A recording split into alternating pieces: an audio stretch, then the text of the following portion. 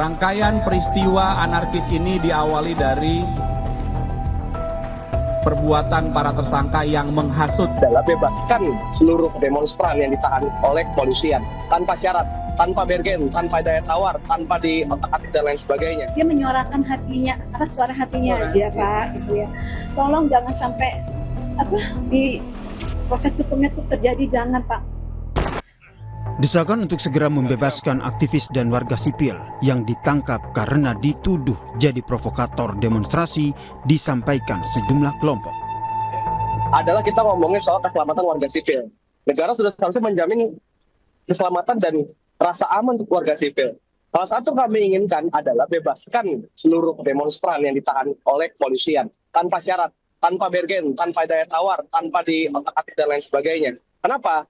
Karena mereka-mereka yang juga akan menjadi saksi di lapangan seperti apa yang terjadi. Salah satu penangkapan aktivis oleh polisi yang jadi sorotan adalah ditangkapnya Direktur Lokataru Foundation Del Pedro Marhaen. Penyidik menyebut Del Pedro membuat hasutan untuk mengajak terlibat aksi anarkistis termasuk melibatkan pelajar.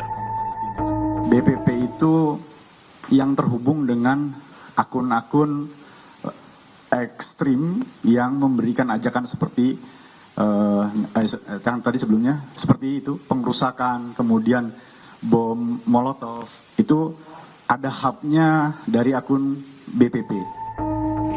Lokataru pun membantah tuduhan polisi soal penghasutan dan mengecam tindakan polisi yang membungkam suara koalisi masyarakat sipil yang mengawasi kinerja pemerintah. Melakukan advokasi, melakukan bantuan hukum gratis, bahkan melakukan pendidikan HAM, pendidikan demokrasi, melakukan penyadaran publik, mengamplifikasi suara-suara tuntutan-tuntutan publik. Lalu justru kami yang dituduh dengan keji gitu sebagai dalang. Ini bentuk tuduhan pengalihan tanggung jawab dari pihak kepolisian kepada orang-orang anak-anak muda yang secara sumber daya tidak mungkin melakukan hal itu. Tidak hanya Del Pedro, polisi juga menangkap warga sipil sekaligus influencer bernama Laras Faizati atas dugaan penghasutan membakar Mabes Polri. Keluarga pun meminta restoratif justice atas proses hukum yang sedang dijalani oleh Laras Faizati di Barreskrim Polri. Kepada Pak Prabowo, kepada Bapak Kapolri, kepada Bapak para penyidik, anak saya ini anak yang baik, gitu. Hanya mungkin ya dia menyuarakan hatinya, suara hatinya aja, Pak, gitu ya. Tolong jangan sampai di proses hukumnya itu terjadi, jangan, Pak. Mohon bantuannya Laras untuk dibebaskan gitu loh, Pak Prabowo, Pak Wakapolri, Pak Kapolrinya. Tolong saya mohon bantuannya. Laras hanya anak remaja biasa.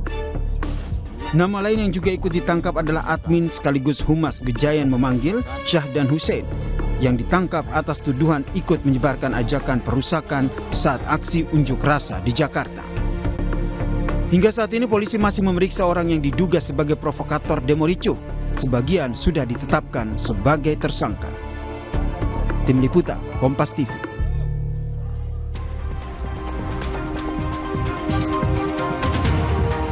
Saudara, di Jakarta polisi sudah menetapkan 43 orang tersangka kasus demo ricuh, sebagian dituding sebagai provokator termasuk penghasutan kepada anak-anak. Salah satunya adalah Direktur Lokataru Foundation Del Pedro Marhaen. Lalu bagaimana melihat proses penanganan kasus ini?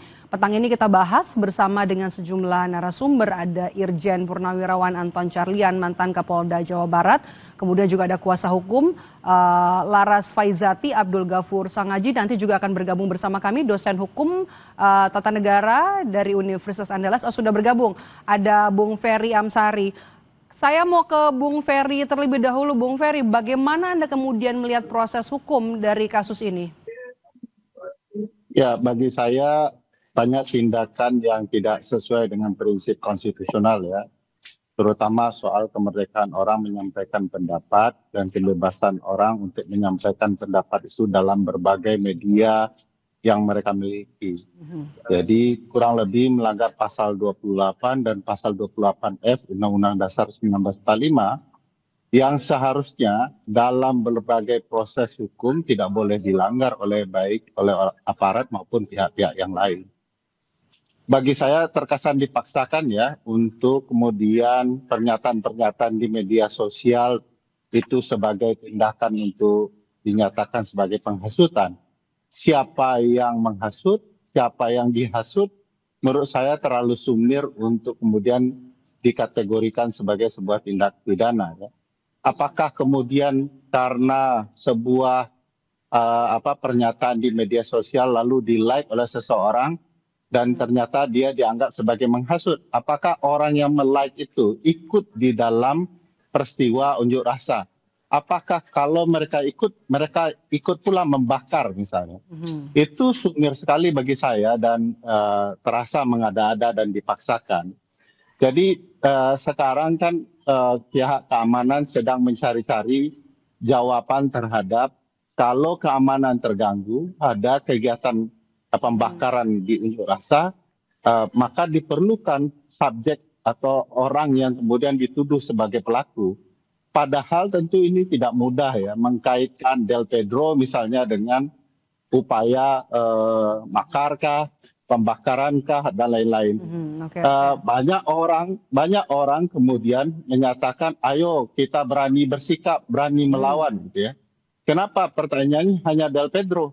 Padahal kalau ditelisik di media sosial, itu bukan hanya ratusan ribu ya, tapi hampir jutaan orang bicara ayo melawan begitu ya. Oke, kita sudah dapat poinnya, ada kebebasan berpendapat yang kemudian juga akhirnya dipaksakan ya, penghasutan sangkaan terhadap orang-orang yang ditangkap ini. Pak Anton, Anda melihatnya seperti apa? Apakah kemudian dasar-dasar yang digunakan polisi untuk menangkap orang-orang ini di Jakarta, ada Laras Faizati, kemudian juga Del Pedro, sudah tepat atau belum? Baik, masalah tepat dan tidak nanti akan dibuktikan secara hukum, dan saya juga sependapat dengan Bung Peri bahwa memang kebebasan berpendapat itu harus kita dukung, harus kita junjung tinggi karena memang diatur secara konstitusional. Namun di dalam hal ini saya yakin dan percaya bahwa polisi di sini tidak sedang mengusut masalah kebebasan berpendapat, karena ketika mahasiswa adik-adik mahasiswa ini melakukan unjuk rasa, tidak ada satupun juga dari Korlap atau siapapun juga yang ditangkap, bahkan dikawal, difasilitasi. Nah, di sini justru kami dengar dari Humas bahwa yang dikenakan pasal pidana itu adanya penghasutan, adanya ajakan untuk pengerusakan, bahkan bom molotov. Tapi walaupun demikian, ini tetap harus dibuktikan secara jelas, dan pembuktian itu ada di nanti di pengadilan. Bukti-bukti apa yang harus dibutuhkan Ya, untuk membuktikan sangkaan ini, Pak? Kenapa? Bukti-bukti apa yang diperlukan polisi penyidik untuk membuktikan sangkaan ini? Nah, di sini dari akun-akun itu ada ajakan-ajakan. Karena salah satu bahwa kejanggalan-kejanggalan di dalam gerakan ini terjadinya masif ini adanya media sosial sebagai alat. Jadi di sini pun juga mungkin kita patut waspadai bahwa loh kok ini hanya media sosial. Nah sekarang ini media sosial itu sudah ada jadi dunia tersendiri, makanya penduduk itu ada citizen, ada netizen. Jadi jangan sampai dikata, bahkan kata pengamat ahli bisa juga ini sebagai salah satu proxy war. Baik. Bahwa media ini sangat-sangat berpengaruh. Jadi di sini yang diusut oleh polisi itu bukan kebebasan untuk menyampaikan pendapat. Kita sudah tangkap poinnya. Pak Anton, saya mau ke Bung Ferry. Bung Ferry, bagaimana kemudian hasutan yang disampaikan kepada pelajar untuk ikut demo? Anda melihatnya seperti apa? Jadi begini, bunyi lengkap pasal 28F Undang-Undang Dasar itu kurang lebih seperti ini. Setiap orang berhak memperoleh informasi, mengembangkan informasi, dan menyebarluaskan informasi yang dia dapati kepada berbagai media yang mereka miliki. Jadi kurang lebih media sosial adalah media informasi. Kalau saya menyebarkan informasi bahwa DPR mengatakan rakyatnya tolol, begitu ya, lalu kemudian hidup dengan gaya hedonistik, ya, berjoget sana sini, sana kemari, lalu saya sebarkan. Dan saya bilang bahwa ini tidak elok, tidak baik. Yang menghasut itu pernyataan saya atau tindakan DPR. Kalau publik marah karena tindakan DPR, maka DPR harus dinyatakan sebagai orang yang melakukan penghasutan. Karena orang marah, gitu ya. Nah, sekarang mari kita lihat unsur-unsur penghasutan itu, terutama terhadap orang yang dihasut.